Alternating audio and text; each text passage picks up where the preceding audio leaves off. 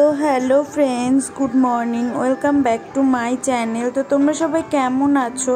আশা করছি ভালো আছো। আর তোমাদের ভালোবাসা পেয়ে কিন্তু আমি বেশ ভালোই আছি। তো দেখো আজকের ওয়েদারটা কতই না সুন্দর। তো সকাল সকাল ঘুম থেকে উঠে না ব্রাশ করতে করতে একটু ছাদে গেছিলাম।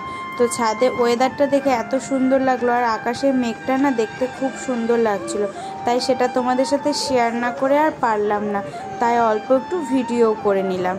তো ছাদে গিয়ে দাঁতটা মেজে সোজা চলে আসলাম ঘরে। তো বাসি ঘরটাকে এবার ঝাড় দিয়ে ভালো করে মুছে নেব। ওদিকে রান্নাঘরে মা কাজ করছিল। তো সকাল সকাল বাসি ঘরটা ঝাড় দিয়ে না মুছলে না একদমই ভালো লাগে না। আর আজকে কিছুদিন ধরে কাজের দিদিটাও আমাদের আসছে না, তো তাই এই বাকি কাজগুলো এগুলো আমারই করতে হচ্ছে। আর সকালবেলা স্নানের আগে না ঘরটাকে ভালো করে ঝাড় দিয়ে না মুছলে একদমই ভালো লাগে না। তো সেই জন্য আগে চাটা খেয়ে সোজা চলে আসলাম ঘরে। তো এই ঘরে ঝাড় দেওয়াও হয়ে গেছে, এবার মুছে নিচ্ছি। মুছে নিয়ে তারপরে কিছু না জামা কাপড় ছিল, তো সেগুলোকে কেচে এবার মেলে দেব।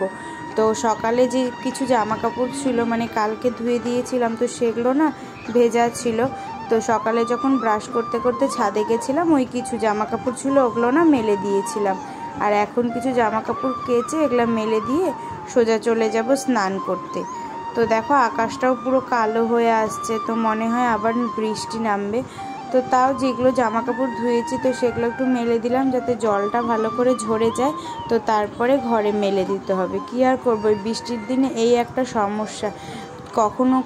কখন বৃষ্টি নেমে যায় বোঝাই যায় না, যখন তখন বৃষ্টি নেমে পড়ে। আর এই জামা কাপড় শুকোতে না খুব সমস্যা হয়। তার মধ্যে ঘরে ছোট বাচ্চা থাকলে তো আরও বেশি সমস্যা, কারণ রোজই জামা কাপড় ধুতে হয়।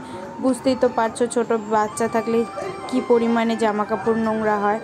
সেই জন্য এই জামা কাপড় শুকোনোটা না খুব সমস্যা হয়ে যায় এই বৃষ্টির দিনে। তো তাও মেলে দিয়ে আসলাম, দেখা যাক বৃষ্টি কখন নামে।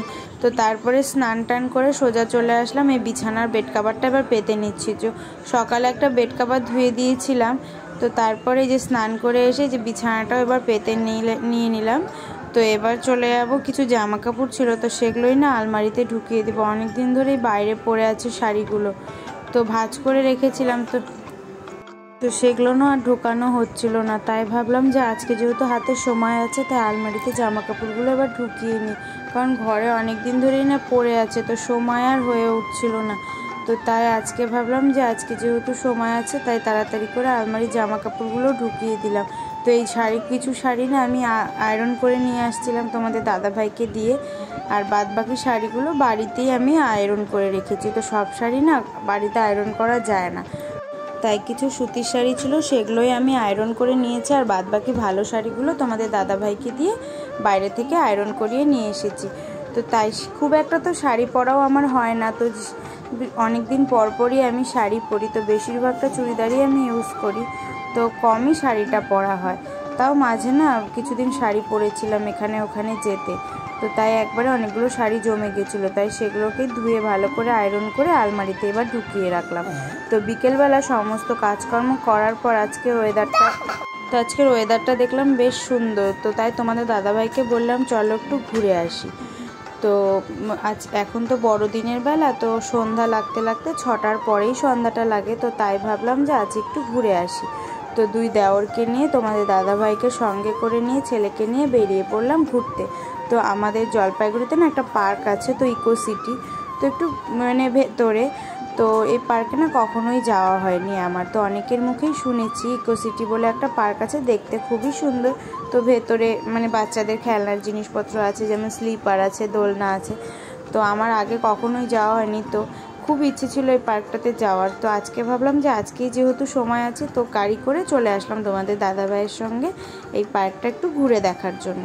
তো এসে ভালোই লাগলো, খুব একটা যে খারাপ সেটা না, খুব সুন্দর ছিল পার্কটা দেখার মতোই। তো অনেক গাছ টাছ আছে, দেখতে খুব ভালোই লাগলো। আর আমার ছেলেকে দেখো না, ও তো এই সমস্ত খোলামেলা জায়গা পেলে না খালি দৌড়াদৌড়ি করার জন্য মানে ছুটোছুটি করে। আর এই পার্কটা না অনেকটা এরিয়া জুড়েই পার্কটা, তো ঘুরতে ঘুরতে না অনেকটাই সন্ধে হয়ে গেছিলো আমাদের।